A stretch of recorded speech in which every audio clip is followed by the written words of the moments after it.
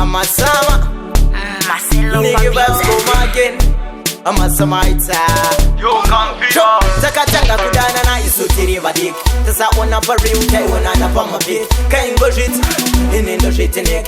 Kupensera la kuya toba unique. So me say I can diwe.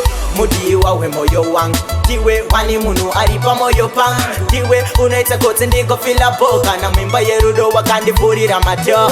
Diwe mudiwa we moyo wangu. Diwe wani munu aripa moyo pangu. Diwe unaita kote ndiko fila boka. Na mimba yerudo wakandi purira macho.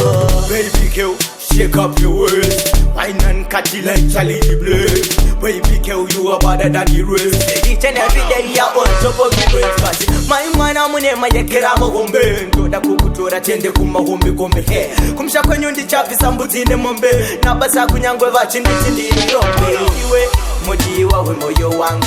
Diwe mane munu aripa moyo pangu. Diwe unaita kote ndiko fila boka. Na mimba yerudo wakandi purira macho.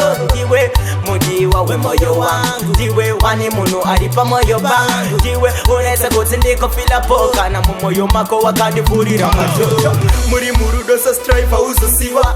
Mangwe bakumna bacha kumra mukuchiwa. Bauri pepe ndicha tote ya mariva.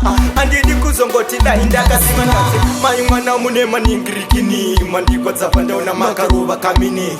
Dikati chimera mainini ndinoda kutini ndiko itabamnine. Diwe we moyo wangu.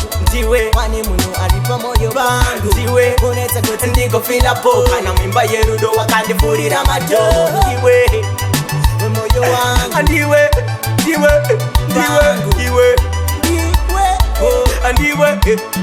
Yo Munashe. Yo DJ